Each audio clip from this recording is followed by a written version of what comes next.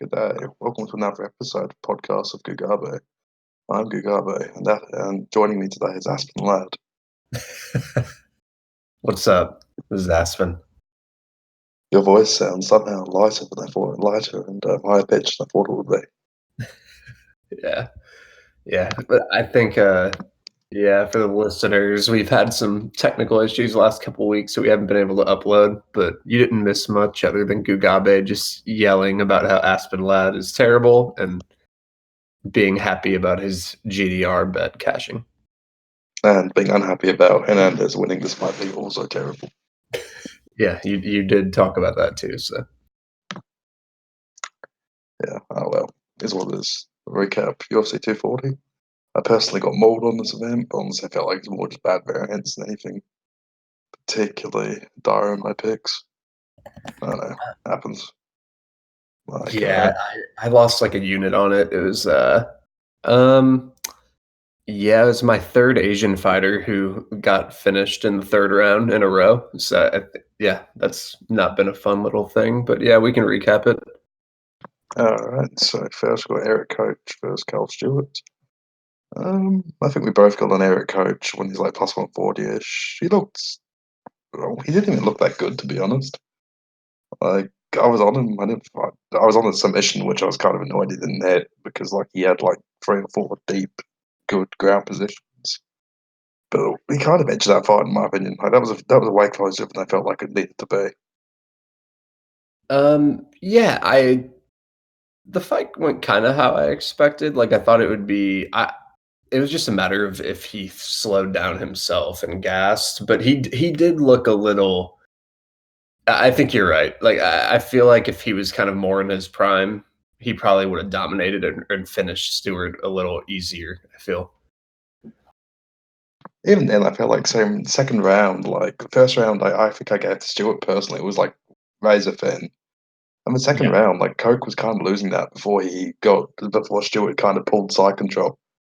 Yeah, he did pull side control. I remember that now. Yeah, like then Coke obviously capitalized and managed to make things happen off the side control pull, but that's not exactly how we should be winning fights. Yeah, totally.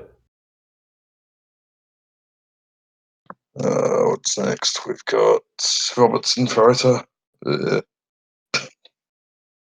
I don't think I played this either way, but I don't know. It felt like a bit of a mess. Yeah, I didn't play it either. Robertson's game, it's like it's consistent. So she can beat a lot of girls because a lot of girls just can't stop that single leg and her kind of like top game. But I feel like it's also just kind of like a Ronda Rousey thing where it's just a sport hasn't evolved yet, you know?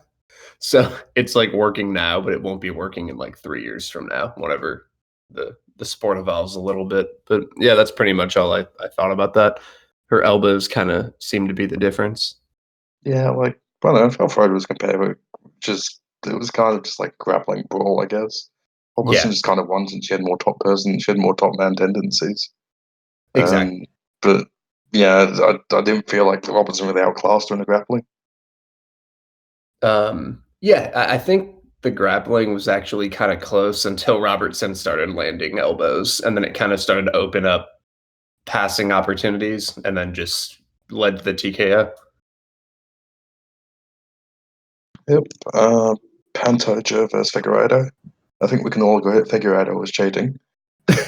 Like Pantoja actually looked good, and Figueiredo just like absorbed like a 5-punch combo and then just said, "Fuck you, I won't hit there was lamb one."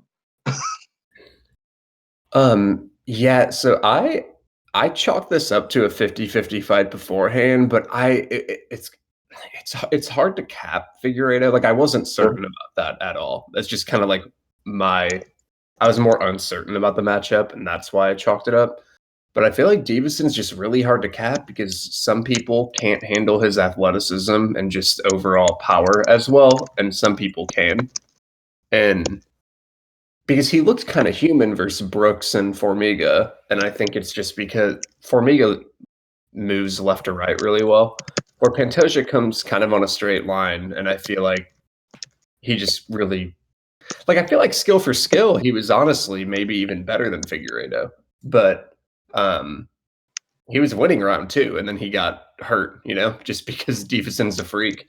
But that's kinda why I didn't know how to cap this fight, because Davidson's Yeah, athleticism sometimes hard to measure how people will deal with it. pretty much. I felt like it was a close fight. Like, I lost a little bit on Pantoja and a little bit on fight ends by KO. Like, I figured the fight ends by KO would be good insurance for Pantoja, but I didn't realize that, like, Pantoja's durability would be so high. Yeah. Yeah. And, like, I mean, yeah, Pantoja, there wasn't an argument for him winning it, but I still felt it was fairly close. Like, round 2 was a reasonable round to give him, till the knockdown with, like, 5 seconds left. Even round 3, he had moments. Yeah, I thought it was one of those fights where I thought Davison won probably 2 or 3 rounds. Like, I think 30-27 was fine, but it was also a lot closer than that indicated. And I didn't even have any money on this, so, like, I don't think I'm being biased or anything, and I just thought it was kind of if they repeated that fight, Pantoja can definitely win rounds. It's a matter of can he not get hurt, and sometimes that's just hard to predict. Yeah. What was Fun next? fight, Tucker though. versus Choi. Yeah. Oh god. Yeah, I need to learn my lesson on betting some of these like lower level fights. I've lost a few of these in a row. Um, Tucker. I didn't expect Tucker to kind of like grapple that for that to be his main game plan. Um, but even if he did, this was one of my like grappling reads I really got wrong. I thought Choi would probably be fine just defending takedowns. But Tucker just kind of kept holding him in the clinch, and that's how he was able to kind of stop Choi from getting off his punches at range. And then I don't know, but I didn't think like Tucker didn't impress me either. Like I think they just both kind of suck. But Yeah. yeah, that's pretty much what I think. Like it's like Tucker's sub was kind of given to him. It was more like Yeah. Choi just seemed to kind of give up. yeah, yeah. Like that wasn't a really Yeah, like because like puts what he had the back like 3 times, and that was the only time he ever got anything going with it. And Choi just yeah. seems to get in a bad spot and just no longer wish to fight. Yeah, like because people were saying like slick jujitsu online, I was like, like Tucker was definitely the right side because it was more Choi just being terrible there. It wasn't Tucker impressing me at all. I feel like if you were better than that, you would have probably had way more dominant positions earlier in the Yeah. fight. And Choi just kind of gave up. But yeah. Like comparing to like the Coke fight, I feel like Coke probably gets more submissions out of 100 than Tucker does really. Yeah, no, I totally agree with that. He was earning them too, and Yeah. actually, like, yeah, he was like actually taking the back and putting hooks in, flattening him out. Tucker just kind of, I don't know. I'll fade Tucker next fight. Yeah, that's I think that's fair logic. Yeah, What's next? Give me a second. Do I do this, Horry? I don't know. I feel like Horry had a good first round, but just kind of ran out of ideas. yeah, Was kind of my feeling here. yeah. I had fight starts around 2 here. I noticed in Dawadu's fights, he really doesn't. I think it's just because he's kind of a precision striker. He Yeah, he throws like not only it's not even a landing stat. It's he actually attempts about 1/3 to half the strikes that he does in the second and third round. yeah, Um, and so I think that's just like anyone listening, that's always like a something to look for with Dawadu because and he's not a submission threat. So I figure there's no submission threats here. Dawadu's reasonably tough to hit, and he just kind of doesn't he's kind of just finding his range for like 5 to 6 minutes pretty much every yeah. fight. So that was my reasoning. Even though it I was mean, minus 220, I thought that was kind of a lock. Horry kind of hurt it. I think kind. I don't say hurt him, but definitely, I think one of those knockdowns was fairly stiff. One was a slip. The other one, I felt like Yeah, I I couldn't don't know. remember totally. I think I saw like a slip and then one that it was The definitely a first one was knockdown, but definitely the first one was a slip. Second one was knockdown, in my was opinion. that So what the it was? second one, Yeah. Horry was completely fucked. But yeah, like once Duardo was hurt comfortable, it was fine. Yeah. Like, Yeah, I pretty think much. Duardo was like minus 200 in live betting for a bit, wasn't he? Or like he was some decent number. Like, so that'd be a probably better than the I hit Dawadu live. I think at like yeah, minus 160. I hit him after yeah, round 1. Um, I did well in live betting this event. Probably one of my better ones I've had because we'll talk about the cyborg later Yeah, that too. was a crazy line. Yeah. Araujo versus Alexis Davis. I think we both lost on this one. Yep. I don't know. I honestly felt like like if you want, I feel like some people seem to have seen like a dominant striking performance, but Araujo definitely was gassing like 2 minutes into every round. And even in round three, Davis did outland her by a decent margin. Yeah. Like Vivian definitely, I would say, looks like the favorite because like going forward, just like being objective, but at the Yeah, same time, I don't think like she's positive expected value either at yeah, -2 whatever. yeah, I do think I thought Davis would maybe Araujo is still effective while gassed, which is something I didn't know if that would happen, but it's yeah, just kind of like I don't know. I can't really predict yeah, that too much because I haven't seen her fight all that gassed all that much. yeah, But Davis didn't land as much and wasn't able to cut her off to get her up in the clinch, which was kind of yeah, like her win path here. As I yeah, thought she'd be able to do that, and she really wasn't. Um, but at the same time, like she had a pretty big advantage whenever she was on top, which yeah. I expected that would happen if Vivienne was tired. It was just she couldn't really get it there consistently. So I was fine with the play, and it just kind of is what it is. Like I feel like Davis can win that fight, and Vivienne can too. You know? Yeah, I think it would trend towards quite a reasonably close fight. Yeah, I also felt like the nose injury kind of limited Davis being able to take over. Like, yeah, and you potential. can't really because Davis's nose kind of exploded in the third round. So like, I felt like the cardio, considering she was dealing with essentially a broken nose, probably was a bit less of a gap than it really would be otherwise. Yeah, um, pretty much. Yeah, it was kind of a like I feel like if they just fought 10 times, it would always be like pretty competitive with Davis getting hit a lot, but always a threat of Arajo kind of slowing down and getting put on her back, or just having some issues. All right, to come to the lock of the evening, Jotko over Barrio. I was concerned by this decision, just how close it was. Like I felt that, yeah, it was an uneventful, boring, sort of edgy fight, but I felt Jotko pretty clearly won all three rounds. I thought every round was like 60-40 Jocko. Yeah, it was like the Trinaldo hand. I feel like some people use the not much was happening excuse to sort of cover for awful voting, for awful Yeah, judging, yeah. Um, yeah, because just even when stuff's because not not happening, much. Yeah, you can still like pick winners, I feel. and when stuff's not happening, also it's like I feel like it's easier to say, all right, so there's 20 strikes landed in this fight in the round, but one person landed 14, and the other person landed 6. It's easier to judge that than something where it's like 34 strikes versus like 26 strikes. One fight, like I feel like you can use that excuse for some fights. Like I don't know how you feel about this one. I don't think I've ever talked to you about it, but like Wonder Boy Till, truly there were rounds where it was like 5 strikes to 4, and it's like, yeah, it's like how do I even judge Yeah, round? I Like I don't know. There were multiple rounds in that one where I was like, who the fuck knows type of thing. Um, I thought there were like a couple rounds in that fight that were maybe clearer than others, but I thought there was multiple where it was hard. But I thought this one, like, I agree with you. I thought even though there's uneventful stuff, I thought Joko was winning.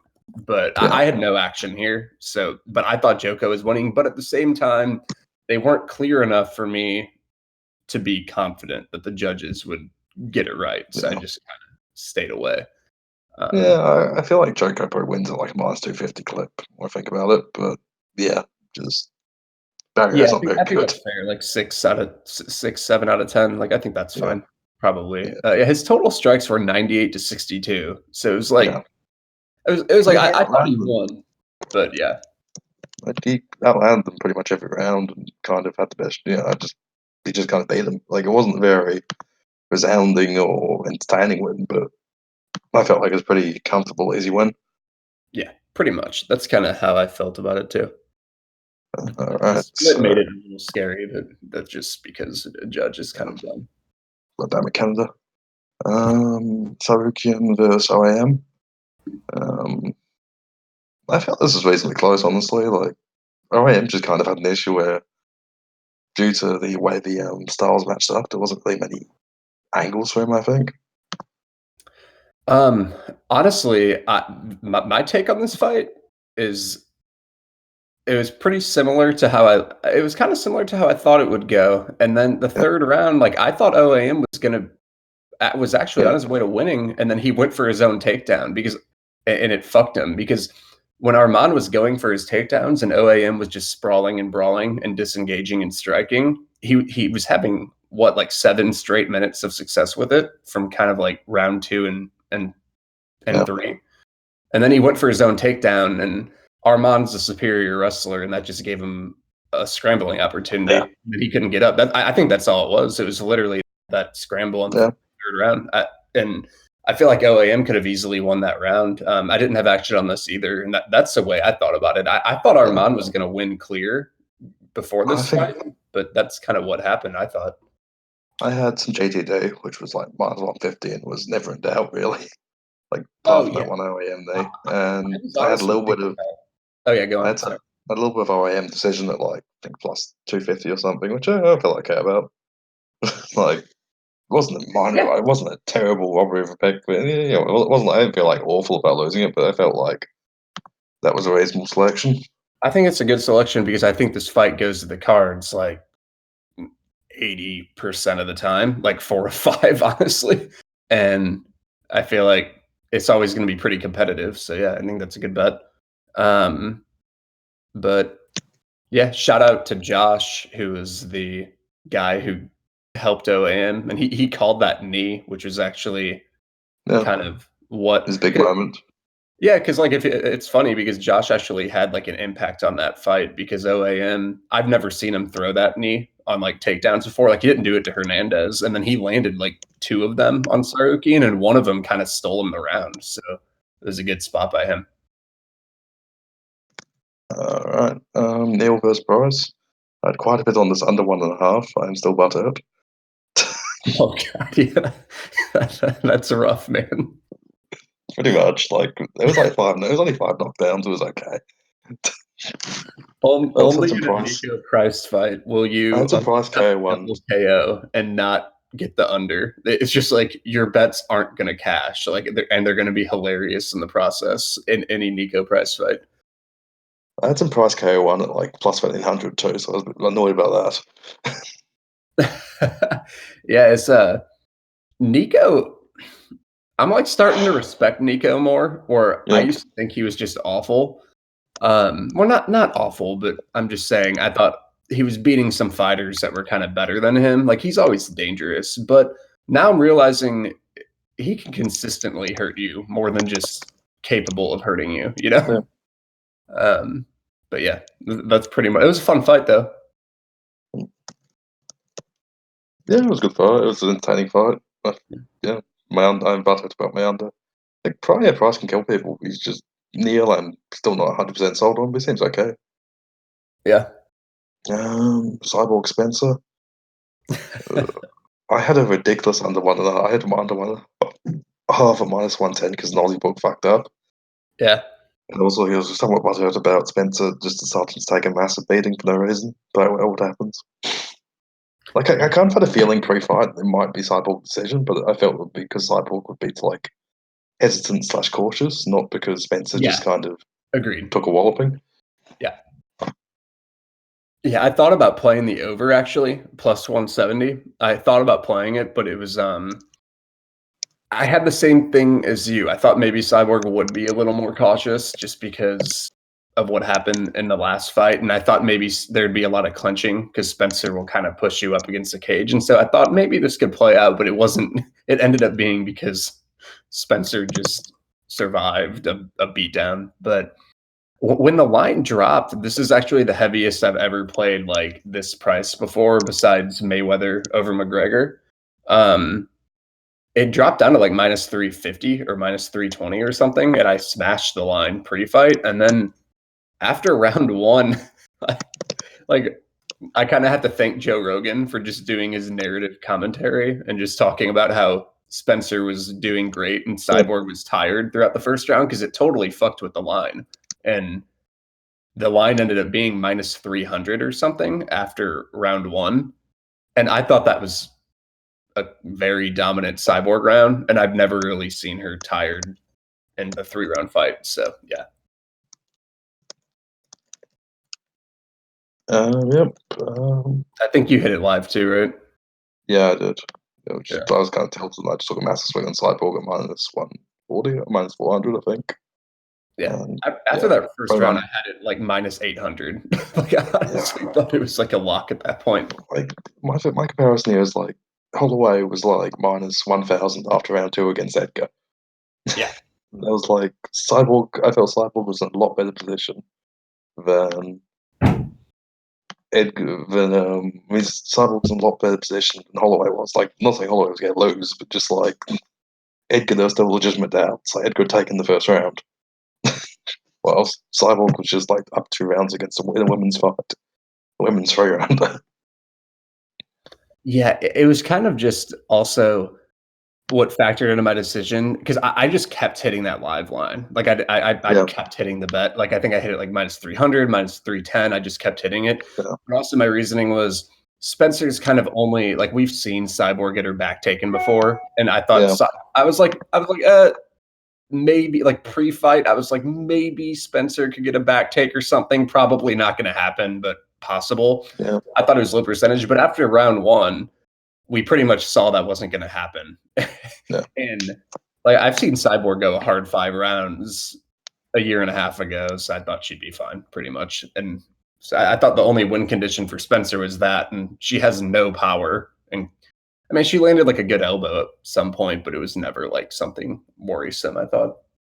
Like I said pre-fight, there was a good chance Cyborg was actually like a better grappler than Spencer. Yeah. Like from what we saw, Cyborg was definitely a better wrestler. And like I don't think Cyborg Jiu-Jitsu was awful. No, Like, there's tapes of her online, like wrestling. Yeah. I feel like some people have these like weird narratives of Cyborg. It's like because he's a jacked, natty, because she's a jacked white boy, she has to be gassing out and she has to be terrible at grappling. I feel like when there's no real evidence she's bad at grappling. No, I think she's always been fine in her fights, and there's actually a video of her grappling with Tito Ortiz that was kind of famous, where Ortiz slapped in a triangle. It was probably like 6 years ago. Yeah. Ortiz slapped in a triangle, and she kind of did the Rampage Jackson thing, where you pick him up and slam him. So it kind of shows she had like some instincts, you know, and is obviously really strong in those positions too. So, but Holloway Edgar. Oh, also I want to say she did look declined though. Like having said all that, she looked declined for sure. Because I always thought maybe she still had a chance versus Nunez, you know, but now kind of like Nunez probably knocks her head off. Yeah, great. Yeah. Holloway versus Edgar. I was kind of underwhelmed by Holloway here. Like I didn't feel like Edgar won it, but I felt like there was a reasonable case for Edgar getting a round or 2. Yeah, I thought it was 49-46. That's how I scored it. I think I gave Edgar round 1, and then but I still thought it was like a close round. I think there's another close round in there. Yeah. I'm just looking at that, and I feel like if Holloway rocks out with that sort of volume, that sort of tempo, I feel like Volkanovski beats him. Yeah, I have a lot of respect for Volkanovski.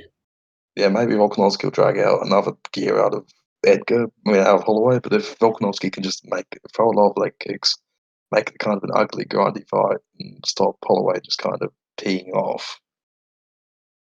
Yeah. I feel like we could see a very unsatisfying, ugly split decision between Volkanovski and Holloway in our future. Yeah, no, I think Volkanovski, if he goes with that kick-heavy game, like against Aldo, like I feel like he could land a lot of those against Holloway. I think it would just be a close fight, to be honest, where like there's a lot of close rounds. And Volkanovski's a smart fighter too. He's like Leon Edwards fight IQ, so yeah, that's definitely worth a good chunk there. Yeah, so it's UFC 240.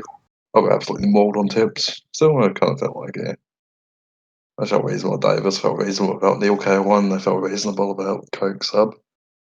Yeah, So, it's and even like Pantoja's the only one I felt like off about. Even then, I felt like Pantoja. He was still a competitive fight. Like on plus 110.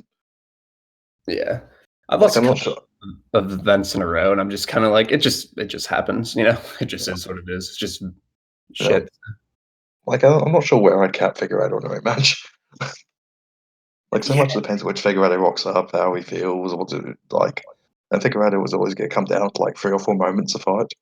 yeah. That's why it makes him so hard to cap. That's why I'm just like, fuck, man. I just don't really want to.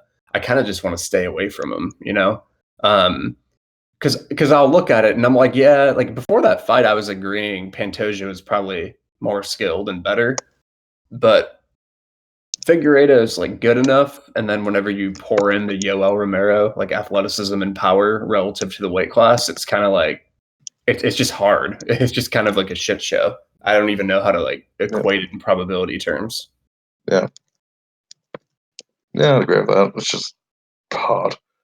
Anyway, Yeah. on to UFC on ESPN 5. What's our starter? Got going best fight odds order. I'm guessing. Yeah, I'm on Best Fight Odds. It's Hannah Goldie, and Miranda Granger. I taped. They're both pretty raw. I do think Yeah, Goldie she likes to do a sprawl and brawl type of game for people who aren't watching. I doubt she'll get a finish here. So I think her decision line at plus money early was probably value, but people hit it. Granger's kind of just like a raw, make you panic and get advantageous grappling situations going and like get a submission. I tend to think Goldie should win because I've seen her against a couple girls kind of like stifle that game, and she's kind of has a strong base as a grappler. But I think both girls are raw enough to where I wouldn't feel comfortable playing a minus 150 here. So I think the line's probably pretty close. Like I wouldn't be shocked for a Granger win either because they're both so raw and new. But that's kind of my thoughts. yeah, yeah. Pretty much. I feel like Goldie probably wins decision the fair clip. Or Yeah. Fana Granger's like process. Goldie seems to have decent process, but she doesn't throw a huge amount. Yeah, Yeah, she's super green. yeah. Like I've got a bit on the go distance, so they're early a decent price, which I don't mind. Like I Yeah. think GTD probably should. I'd be happy with GTD down to like minus 300, minus 400. Like still minus 180. It's minus 175. I have my eye on it's really whether or not Granger can get a sub, right? Like I mean, Goldie getting a finish is super unlikely, I feel. Yeah, And then like a TKO would for Granger, that would probably just come from an advantageous grappling situation, which kind of goes hand in hand with her submission line. Um, yeah, I think that's probably it's something I'll keep an eye on. Because usually these are lined at like minus 300 or minus 330. That's kind of the average for a women's MMA fight. So I always kind of look whenever the line deviates to explain why. Like Robertson Frota, I actually think that was kind of, I actually thought even that fight, because it was minus 200 to end inside the distance, which was kind of like crazy for a women's MMA fight. And I thought those elbows kind of came out of nowhere to get the finish, you know? yeah, The Silva Williams, I did a little tape on Williams. There wasn't much tape on him, and there wasn't much tape in the type of fight Silva brings. So, yeah, I mean, I would favor Silva because we don't, you know, chances are a guy we don't know much about isn't as good as him. But I yeah, also wouldn't play him at minus 440 either. Like, I think potentially, it could potentially be like a guy who can wrestle and stop subs and beat him on the feet. Like I feel like that's a yeah. skill set that's possible to beat a guy like Silva, even on a debutant, but still at the same time, Silva subs a lot of dudes. So Yeah, a bit of a mess. I think that's the best way of putting it. yeah, pretty much. Like, yeah, that's yeah. Yeah. I can't see how I get any strong convictions or whatever about that. Like, I don't hate a Williams stab, but Silver's he succeeds more than he should anyway. So you know, Yeah. Murphy Barella. I have no interest in this fight. If like I don't even know if you want to talk about it. Fuck, I've done nothing, no tape. I don't care. I started taping and it was so hard. Like I don't know. For me to like make bets, I have to kind of enjoy some of the taping process, and I just Yeah. couldn't do it on this one. Like sometimes it'll just burn me out if I'm taping, and I'm just like, fuck, man, I can't even have fun doing this. So, Espinosa Schnell. I think you like Schnell. I think a lot of people are on Schnell here. He's kind of the popular pick. I think there's a close. I I think there's a close. kind of, yeah, I've kind of stepped with it. I got a +137.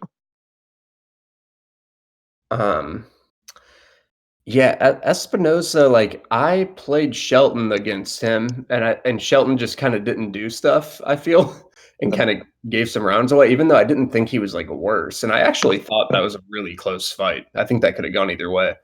But Espinosa's better than I remembered after I kind of rewatched that fight. He does slow down a little bit, kind of, Yeah. but he's fast and he can kind of get in and out. But Schnell's good too, like come forward, the good striker. I just feel like this is going to be close. Like I feel like they're both going to land at times. I feel like Espinosa's athletic enough to land on his own, and then I think Schnell's like more technical, but I don't know. I don't have strong opinions here. Yeah, I've hedged off a lot of what I've got for because the line movements. Like Espinal just bounced back in the last day or so, but like I think my current exposure is sitting at like unit and a half on Schnell to win like 3.5 because I just like had enough of an arb to create the +230, so I'm happy with that. Yeah, I hit I don't Schnell know. and Arbed off as well because I figured the line would close. I got him at like plus one. +137 was definitely +140. Definitely wasn't going to hold, but I don't know. Yeah, I like Schnell a lot, and I think Espinosa is kind of overrated at this point. And I feel like that could Schnell be kind of gets. the case. Yeah.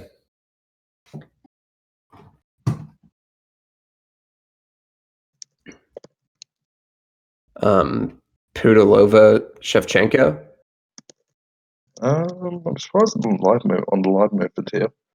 Like I'm not rushing out to bet on either of them, but I feel like people are kind of taking wrong lesson out of the Modafferi loss. Yeah, But on the other hand, Pudilova does put up quite a bit of volume if you stay on the if you stay striking with her, which could be a yeah, concern. yeah. It's one of those. I It's like the first fight I've kind of considered action on, but I think Shevchenko will have an advantage in the clinch for sure. That's kind of like where she does a lot of work, and I think she is way better defensively. And they both actually throw a lot of volume. Like not only does Pudilova, but Shevchenko does too. But Pudilova, I feel like I feel like Shevchenko is better and should win. But I do think Pudilova is aggressive enough and kind of makes it enough of a dogfight to where, and it's a women's striking fight to where it's hard to kind of completely differentiate yourself. A lot of it's going to be like who has success towards the end of the round in these like all striking fights. So I think it's going to probably be pretty close. The more I think about it, even though I think Shevchenko is better, if that makes sense. Um, but I do think people are like reading into Shevchenko's against Modafferi too much. I think Shevchenko is still like pretty good on the feet, but she has holes. But Pudilova doesn't really get takedowns, and I actually think Shevchenko can get takedowns here. She Yeah, did it first couple fights. Like she can manipulate that clinch and get takedowns from there. Like I've seen her do it a couple times, and I've seen Pudilova drag down from that position. So if the line really closes and it becomes a pick'em, I might play Shevchenko, but it's kind of it closed yesterday, and then it just kind of yeah, like came back down. So yeah. I agree with that logic. Yeah, I was kind of in the same opinion. I have like no strong conviction for Shevchenko, but I feel like the line's kind of going a bit too far in at this point. If it keeps going, might as well take it. yeah, if it gets at like -120 range or something, I'll probably take like a unit play on Shevchenko, but we'll see. Nothing big either way. Gall to Ahari. Oh god. That's the best way to describe this fight. Yeah, I'm not betting Gall. There's just no way I can. So I was like thinking about Salim, and good on all the people who got on him early at that plus, like, I think he was like plus 130 for a while, if I'm not Yeah. mistaken.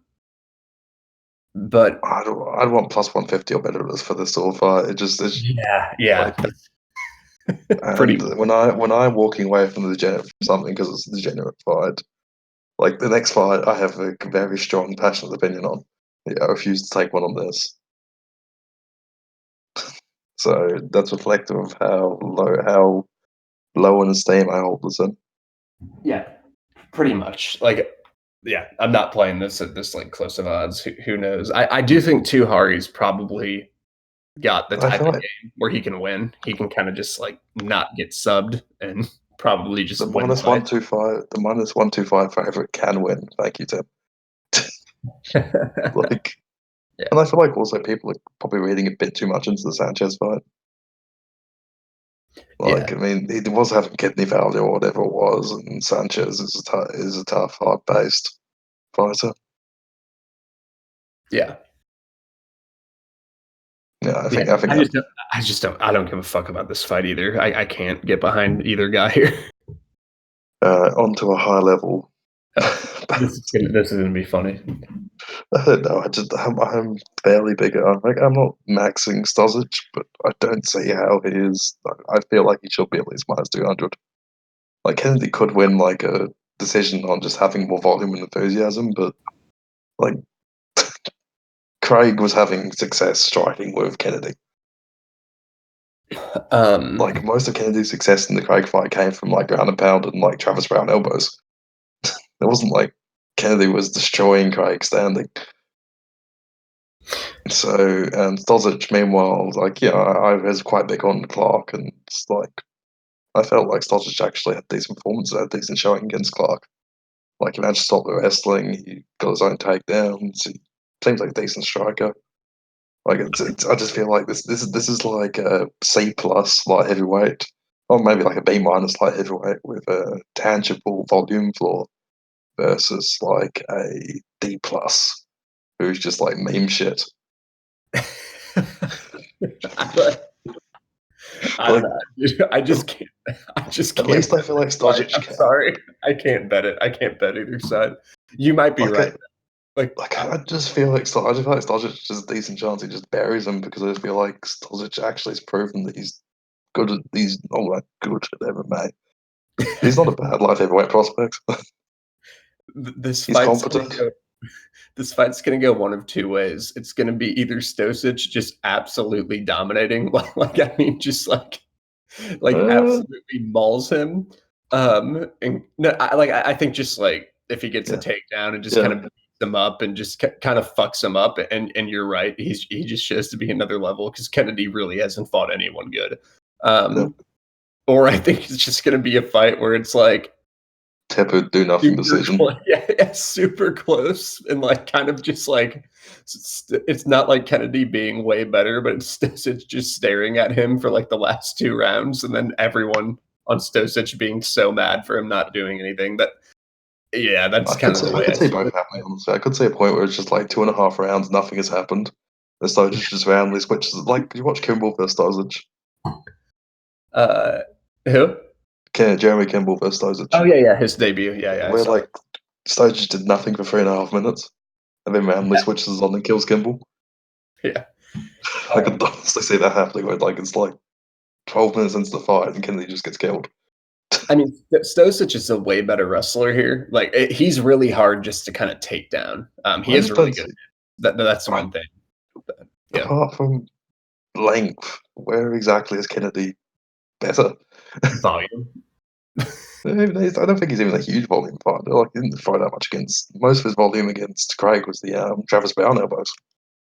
Yeah, but you don't have to have huge volume to out-volume Stosic. Like I feel like he didn't throw really anything against Kimball in that first fight. But I wonder if Yeah, it's a thing. Like sometimes it's kind of like Figueiredo, where if yeah, they might not throw, but if you start throwing on them, then they'll Yeah, start throwing. It's almost like Konchenko too. Like Konchenko will keep fights close, but he won't let you just like take yeah, over. Like if you start yeah. landing, he'll be like, "Okay, fuck you," and he'll start throwing back. Um, Even Lawler, yeah, Lawler's kind of like that too at times. which So which I think is going to make it an interesting dynamic in the main event.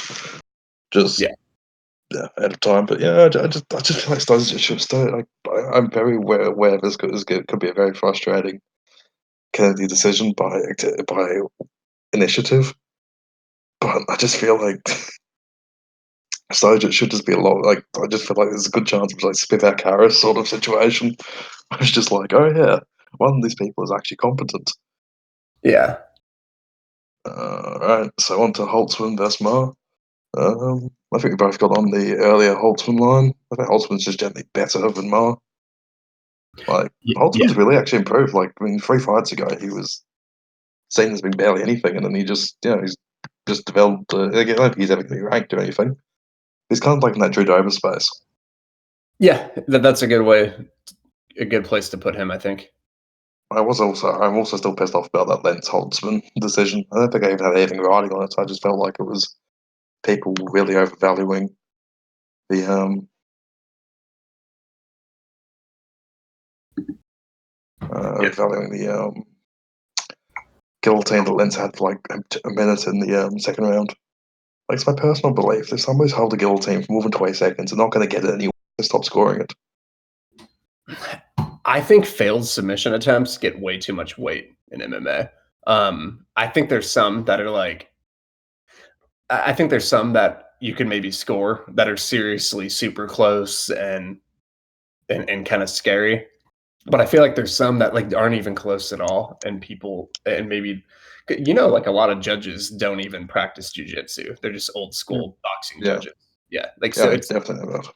um like there's a ton of them actually. Like I've seen interviews with judges like NSAC judges who are like I've dabbled in jujitsu but don't know too much about it, and it's like and you're Yeah, judging an MMA fight, but yeah, um yeah, I kind of feel that way. But yeah, on this fight, I got in on Holtzman at like minus 250. I got in on him really heavy too.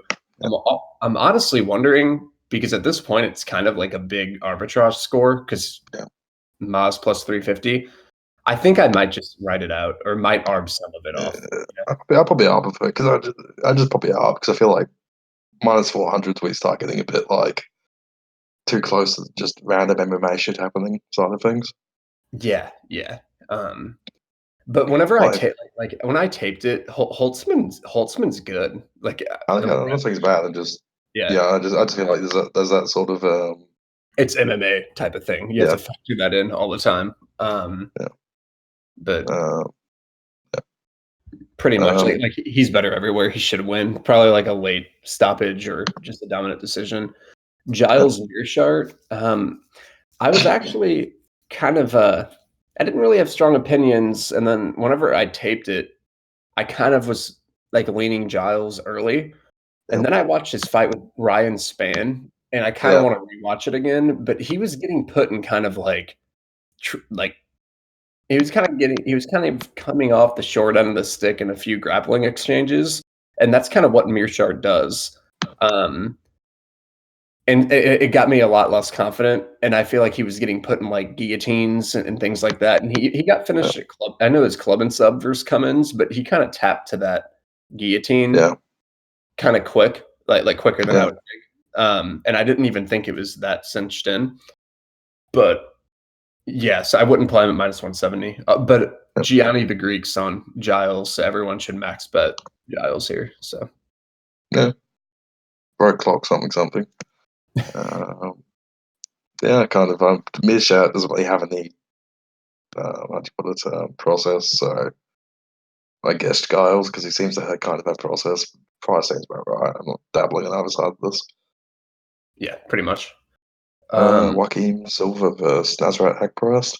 I think Silva's a bit too big a dog here, just because Silva seems very good at manufacturing close fights.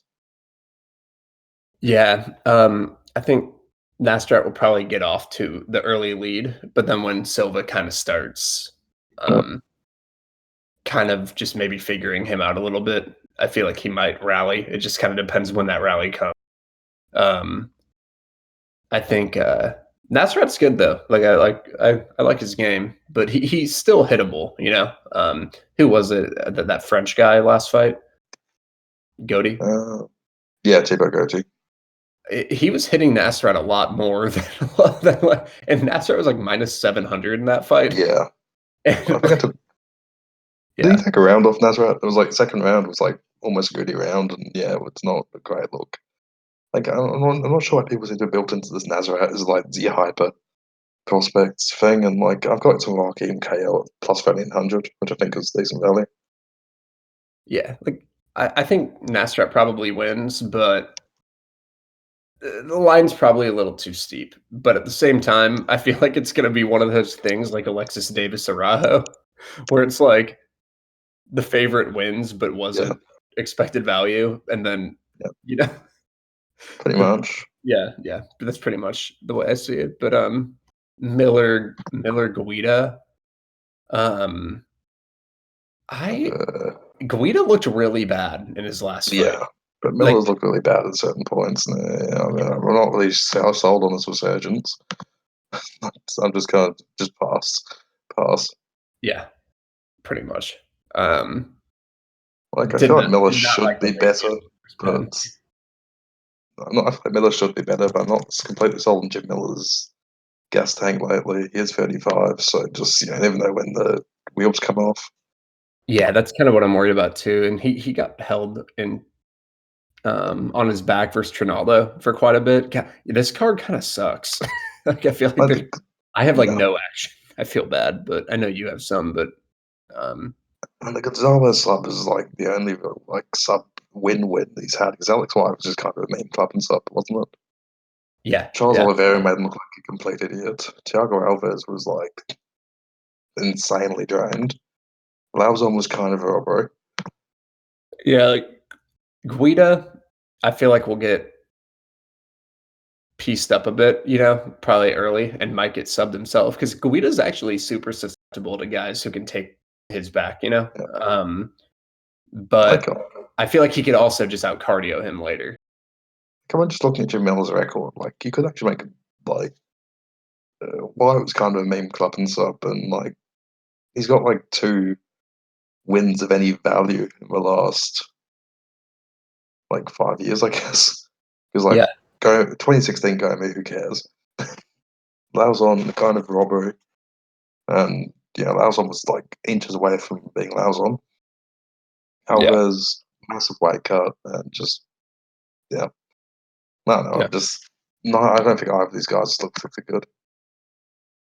Yeah, I think it's kind of one of those things. Like I don't mind this fight for live betting to kind of see if there's a pivot of when Miller slows down and if Guida can kind of keep a pace still.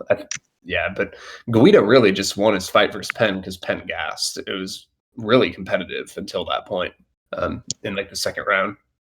But Lawler Covington, I I feel like everyone's on Lawler here. I think the price is right. Honestly, like you probably disagree with me, but I think Covington. I think Covington wins. And I I'm actually, probably get. what's Uh, up? I'm feeling. I feel like Lawler's got a 7 minute window. Like, Yeah, like he can. I mean, Covington's obviously hittable enough to where Lawler can have some success, but I'm probably going to get shit for this, but I do think Lawler is a little bit overrated as a puncher. yeah, Like he hits hard. I'm just saying, like, I don't think it's like a thing where I feel like Covington's durable enough to where he'll be fine, if that makes sense. Like, I mean, he could get knocked out, but I'm saying, like, at what the implied odds are, I think Covington survives his yeah, implied probability. Um, I do think, I also do think Covington isn't as bad. Like his striking doesn't look good, but actually it's effective because he can kind of take a shot and he'll land you'll land like one big shot and he'll land like 6 little ones. So he's kind of weird, but I also think Lawler kind of didn't look good against RDA or Askren. Even in the Askren fight, I don't think he looked good. Like I think it's really popular for people to say he looked like amazing in that fight, but Nah, Askren is so hittable if like you have any moments of the feet on him to where anyone looks like they're a superhero against him. And yeah, it all came from a slam too. You know, it wasn't yeah, like it wasn't yeah. yeah. It was complete random, and like past the slam, he just kind of backed up, and like that sub was kind of mean, but like it wasn't like it was kind of a mess. I was on Lawler there and I actually thought like, yeah, he almost got the KO, but then he kind of got like I still think he could have won, and I think we need to see it. But he still, even after he did that, he kind of got caught up against the cage and kind of got put on his butt for a second, and then he just scrambled out of the bulldog choke. And Covington's not just a guy who will die on the feet. You know, like he'll be there, like making you work. And I feel like he'll probably just survive and win. But yeah, like I hate this. I don't know. I do not like this card for betting. Like I'll probably be looking at some overs and stuff, but like I'm eyeing the Shevchenko line. If it closes, um, I might arb out of Holtzman or just let it go. But I don't really have that many plays, and I know you're on Stosic, right? You like Stosic a lot. Yeah, Yeah. yeah. I'm kind of like there's some spots I don't mind here, Stosic, Schnell, but like most of my other lines not there, or just like I guess the Schnell or Stosic may play up the card, but like I just feel like there's a good chance he just completely makes Kennedy look like an idiot. Yeah, that could definitely happen. I need I it. feel like people don't seem to understand how bad Kennedy is. Yeah. It I do like a lot of lines coming up on future cards, though. Like there's a ton that I really, really like. A lot of fun fights coming up too. Konchenko Burns will be a good fight. Um, I'm really excited for Kenny Bermudez, and I actually taped that one already. Um, Asensio Sandhagen will be good. There's a lot of good fights coming up. I'm pissed the McDessie line got. I, Yeah, I that like cancellation. I threw $5,000 on McDessie at like plus 270 or something, or like something insane, and that was definitely going to come down. And so I just like lost, some money on that. Like, I mean, I didn't. It was like free money that was going to come our way. I feel,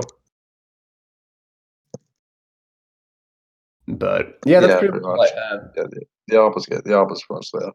Yeah, Yeah, fairly short podcast, but got to be back in the swing of these. It's just a fairly kind of interesting event, to be honest. yeah. I just feel like I don't know. Like even though we don't really have many plays this week, I feel like it's still important to kind of talk to the fights. Just to kind of like label fights that are stayaways. Like I don't know, like Gall and Tuhari is kind of just like what the fuck. um, Also think like Goldie Granger is a clear stay away too. So yeah, but yeah, we'll do this next week and talk about the Yeah, Shevchenko Carmouche fight. I like quite a few lines on that card. So yeah, same. There's definitely some interesting ones. yeah, All right, always good to talk. cool. Thanks, man. So, yeah.